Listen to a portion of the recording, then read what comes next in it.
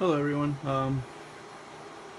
Glad to see a lot of people are getting information, emailing me regarding how everything is set up and all that kind of stuff. There's a few YouTubers asked me about my iSCSI, the SAN, the FreeNAS. Been getting back to everyone. Every person that emails me or comments, I will get back to you. Even though I'm at work, I still reply to people. Trying to keep interaction with all the users. But today I'm going to show you guys more of the home network side. Everything that is powering the Wi-Fi and all the good old goodies and everything that's more of away from the servers and more that's what's on the home side. So to begin first, we have two switches, Dell PowerConnect 6248P.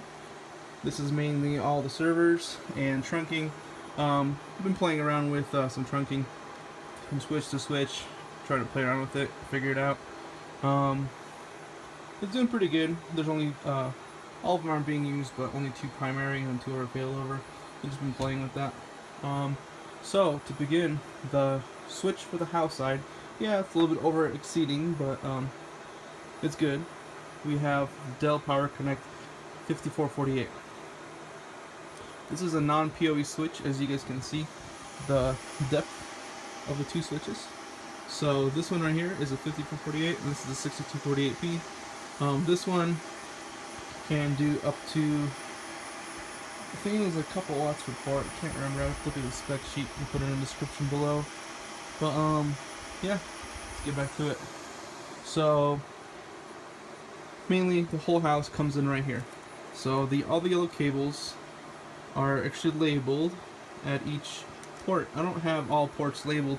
I mean, on the patch panel, I peeled some of them off because rearranging stuff like that. But they're all datas, 101, 102, 103, and each jack in the house has labeled all these ports. Some are data, some are VoIP. It usually varies. I mean, you can't remember off the top of my head which was which. But not all of them are being used as VoIP because this switch doesn't do power Ethernet, so I have to have all the phones being PoE injected or powered at the physical phone. The only thing that's PoE injected is my access points, which I'll get to in a minute. So all my desktops, workstations, everything connects into this switch right here. Here we have a VLAN setup on this switch, dividing this switch into half. So 24 ports for the house, another 24 ports for other different areas, backup WAN and stuff like that. Well, there's one port right here. This port is actually just for my VoIP system, which I'm using UMA. For less than a couple bucks a month. It is a really good, reliable phone system. A lot of people been recommending it, friends, family members, and been getting everyone to switch over. Really great service. You can port over your number with at least no cost at all. It's just whatever the membership is. The monthly subscription. So that port right there is for the phone. It has quality service set up for VoIP and all that stuff. So that port is alone on its own thing. This right here is actually backup. No, not backup. It is actually just these cables right here hanging. I used to have another Dell PowerEdge R710 right below right here, but it's actually pulled out right there. I have two other ones that are in the closet, but I don't pull those out because they're just pretty much bare bones. They have everything but RAM in them, so I'm not worried about using those. But so yeah, so WAN coming in from the Comcast gateway, which is right over there. It is 127 megabits down, around 25 to 30 up. I got failover set up on this. I mean, the only failover I really have is at the router, but not at the ISP side. So if my optical, which is going, my LAN fails, then it'll switch over to this one. I have a redundant thing for this one, so they're all on. This one is not set up, so it might have some connectivity, some activity going on to it. It is not assigned to anything. All it is just a dummy port right now. It's just sitting there waiting for this one to go by. And this one is actually linking right over here. So this one right here is actually connected with the Ubiquiti Edge Router Pro. And this router can do up to 2 million packets per second, and I believe it is a 64 byte packet. If it's a 512, I would have to look at the specification, but it's a little bit lower than that. But yeah, so from this patch panel, which comes in right here, a lot of patch ports to use, but don't use them all. All of that comes in there, and actually I have this little wire thing. I mean, somewhat of like a real data center, right? But it actually comes all the way over here, and I'm working on my PoE injectors. I've been trying to label and document all my ports and replace this patch panel, which I have one new one coming in. This one here, it's just the Cat 5, Cat 5e.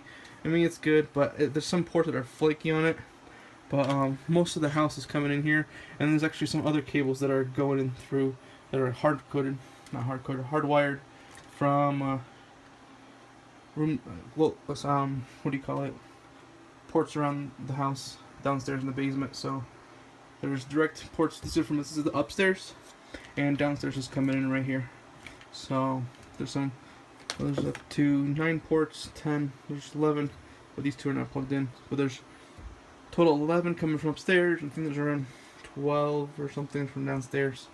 But yeah, I am injecting my Ubiquiti access points for right now, till I figure out which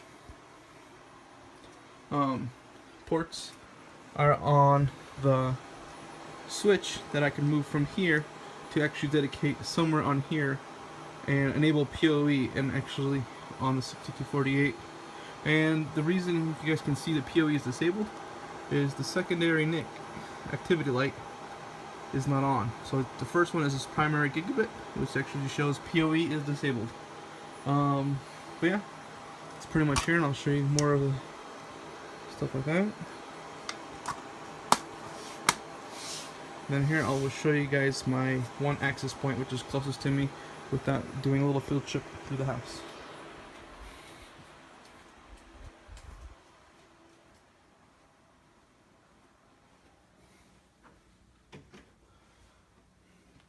So this is the older style access points from Ubiquiti. This is just the APLR. Really great access point. As you can see, PoE injected, comes into the wall, and it is right over there. That's where it comes in, and this is the downstairs access point. They will be replaced within this month or next month, with the possibility of going with the AP AC or going with the AP AC lights, depending on how much they are. I mean, if they're a few bucks more, I might as well get it. But Ubiquiti access points are really reliable. They are actually probably the best ones out there, other than Cisco Meraki. But yeah, other than that, and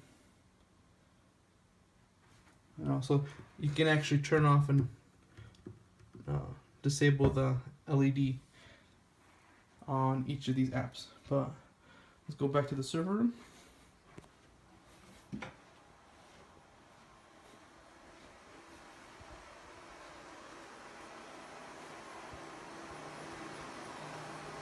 So that's pretty much it. Kind of concludes the video of how the home side of this is set up. I'm going to kind of redo the home side, see if I can get some ports and a lot of other areas much more organized, so I can have a better understanding of what's what on the switch on this one right there. So kind of helps me out. But yeah, I mean, these are really great switches. I have done a fan modification on this one. Oh, sorry, this one. Nice and quiet. Goes the same amount of I think it's less than 40 decibels. This one is, as you guys can hear, stock fans compared to this one, but you probably can't hear it without Oh, maybe if I plug it up that way. That's with covering my hands on that and that one. Yeah. And then on the back of it, we got the service tag and all that good stuff. I could get the modules, the 10 gig uplink modules, but I only have one 6248p switch, and my 5448 doesn't have that, so there's no need for me to get that. But other than that, that's pretty much it. Oh, and then I forgot to actually show. This is my Comcast business gateway. This thing does nothing but just modulate, demodulate. It does not do any firewalling. Everything is done through access control lists and zone-based firewalling on the edge router ports right there. Other than that, pretty much it. I will be ending this video for now, and stay tuned, subscribe, like, share the videos for more to come. And pretty soon, next few videos coming up will be tutorials on some VMware stuff and good old goodies. But yeah, stay tuned. Thanks again.